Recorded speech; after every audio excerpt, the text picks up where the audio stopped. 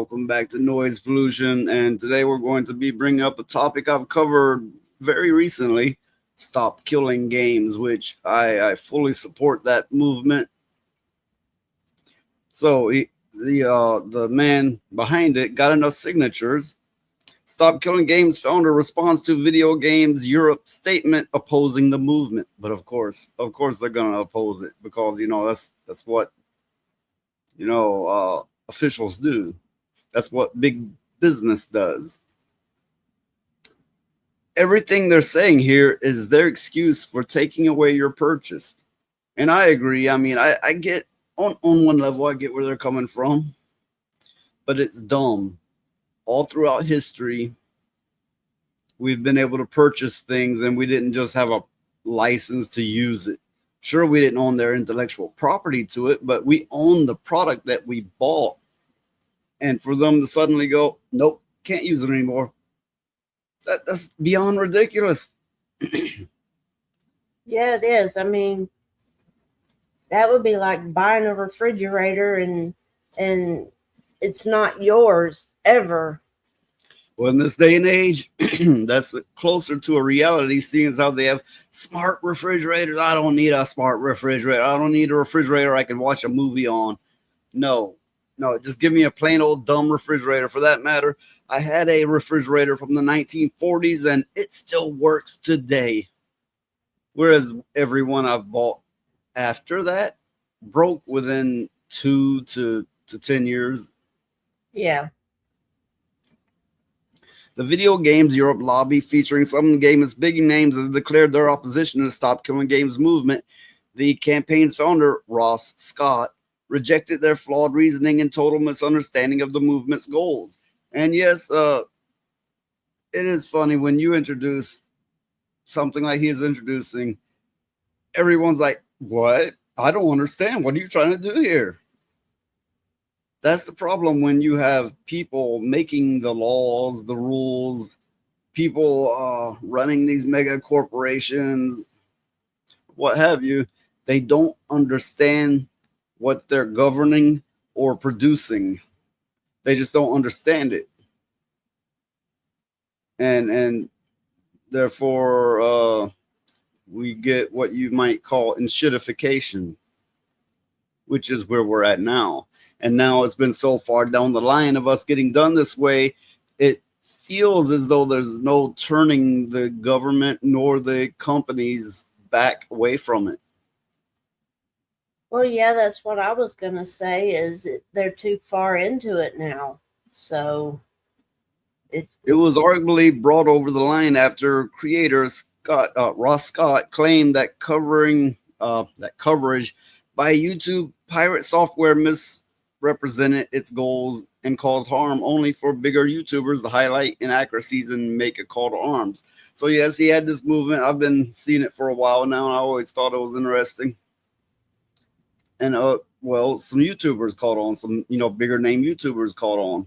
In particular, this pirate software, which I never paid much attention to him, but he seems an all-out douche, especially after this move.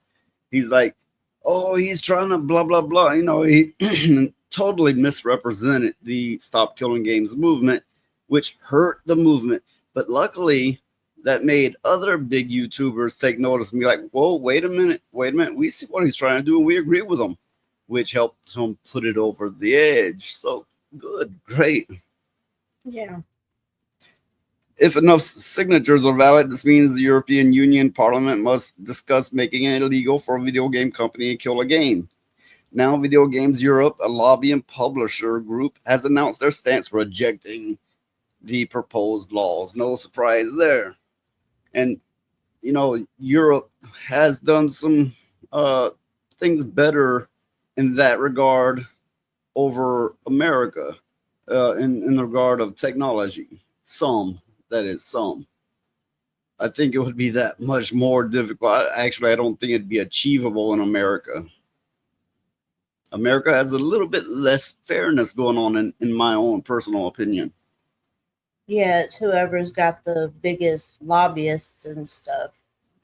Yeah. Which this is a they do these games in this way to make more money at the cost of the players.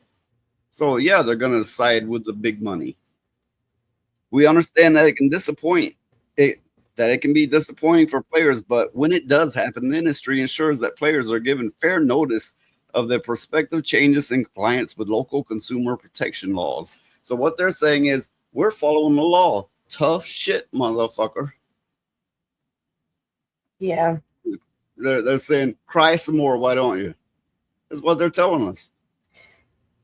Well, it looks like it would be against the law for them to do this. I mean, you bought the game. No, It that's the should be whole problem. yours.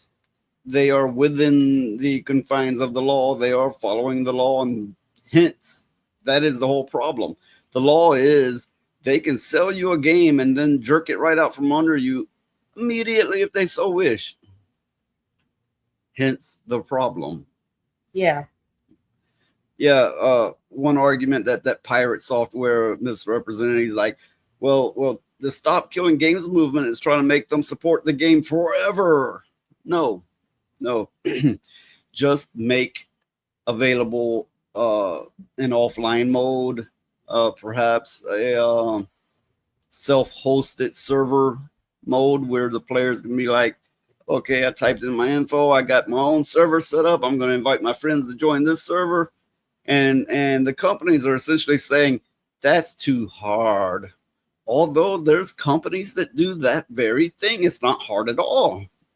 Well, I don't see the big problem with, okay, a company, say they have a game out for a decade or more, and they're tired of supporting it. It's not as profitable as it was. What's the harm in letting the players have the choice of making their own server and continuing the game?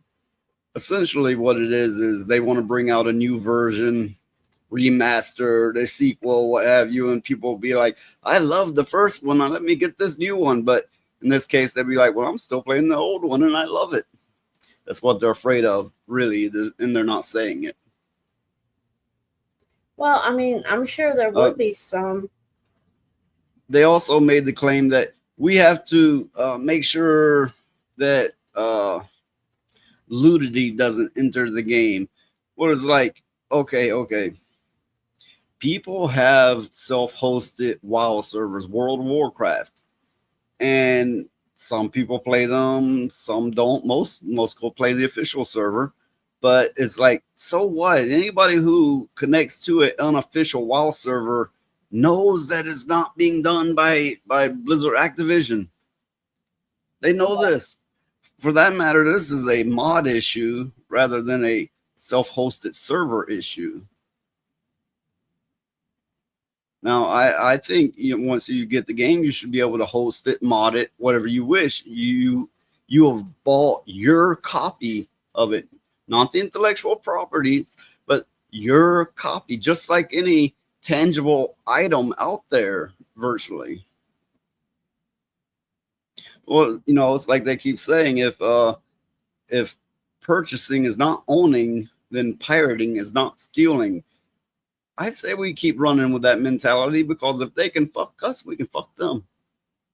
Well, I mean, what I was going to say is I'm sure there would be some that wouldn't play the updated, remastered versions of games, but there would be a whole lot more people that would get the new updated versions of games and the remastered games just for the sheer sake of having them. You will get so many people to be like, I've never been into that franchise, or I've never heard of it. Maybe if it's a younger person, maybe. And they're like, so I'm not touching this new product. Whereas if there's servers out there where you can still play, they're like, hey, I checked this out. This is great. I want to see what this new stuff is all about. If this old stuff is this good. In addition, many titles are designed from the ground up to be online only. And yes, that's true. And that's unfortunate.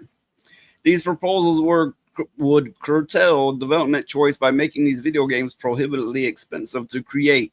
That is not true at all. Many games do allow you to do your own servers. It is not a big deal, especially when you consider the immense cost that video games already cost. I'm betting a single programmer in a week's time could be like, hey, I just added make your own server function. VGE Video Games Europe then forewarned, we welcome the opportunity to discuss our position with policymakers and those who have led the European Citizens Initiative in the coming months. Well, yeah, okay. Let's say they talk to the the law firm or whatever the case that represents these video game companies. They get paid big money to tell them every way it will be evil and wrong and bad for you to have more control over the game you bought. I see this going nowhere quick, but I fully support the movement and I believe it should not stop. And here's what I mean. Any game that keeps doing this, any game company that keeps doing this, we need to actively boycott. And I know most people won't, but a good many will. And these video game companies are already, cutting the fat, so to speak. They're already mass laying off. We're next to a video game industry collapse. They need to learn to quit jerking the end users, the players around. Because, all these video game players just aren't children playing games that their parents are like, I'll give you the money, I'll buy the game, here's a credit card.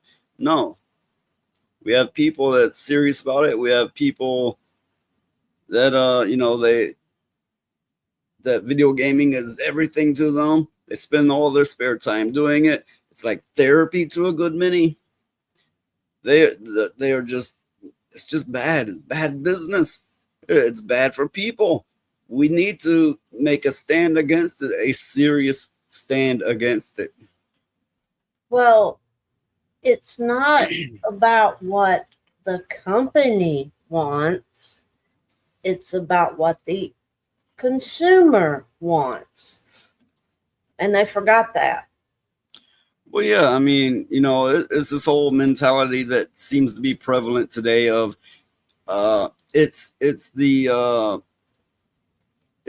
supporter, it is their problem. If they're complaining, we're not the problem, they're the problem.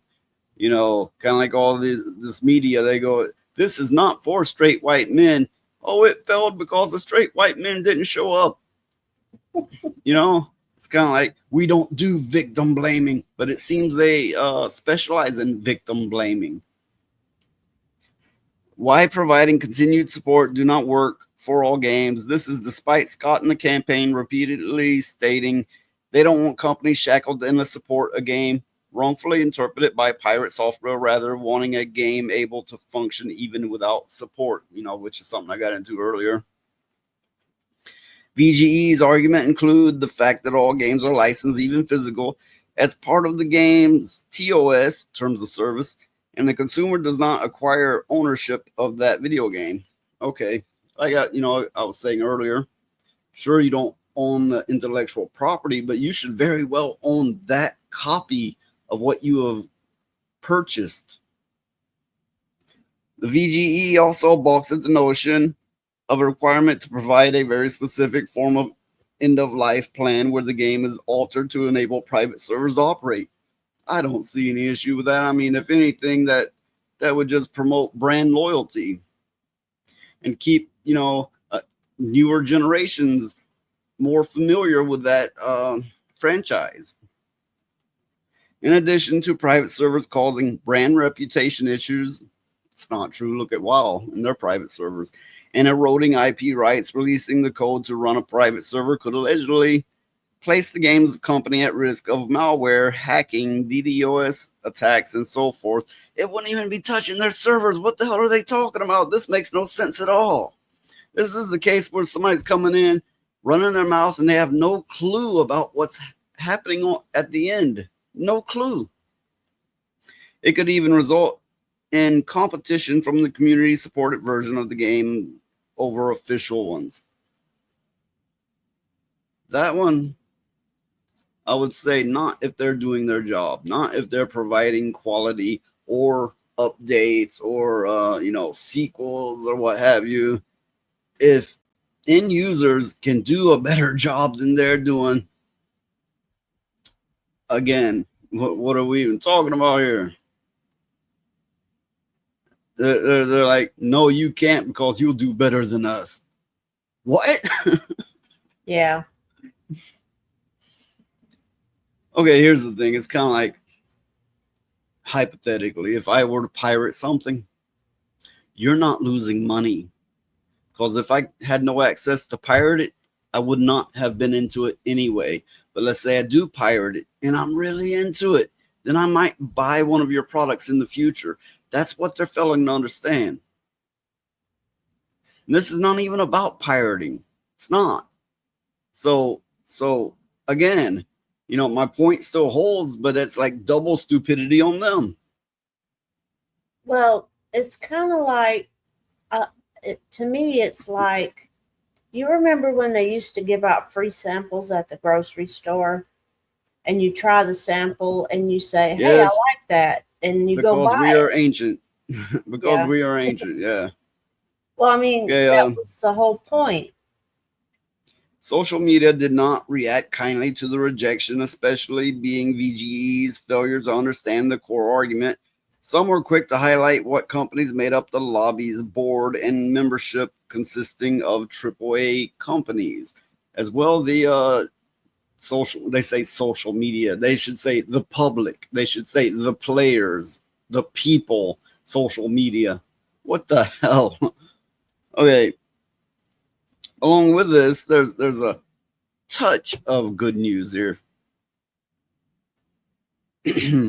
Vice President of the European Parliament, I don't even think I can say this name, Nikolai Stefanuda, I don't know, has signed the petition for Stop Killing Games. I stand with the people who started this citizen initiative.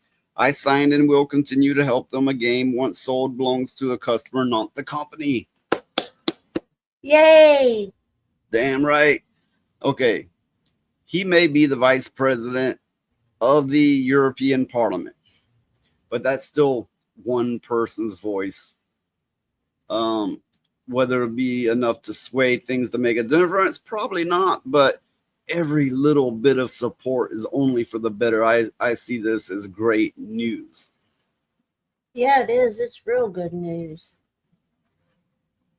Okay, that's been the latest news and our take on the latest news concerning Stop Killing Games. And yeah, motherfucker, stop killing the games. And we need people to support this.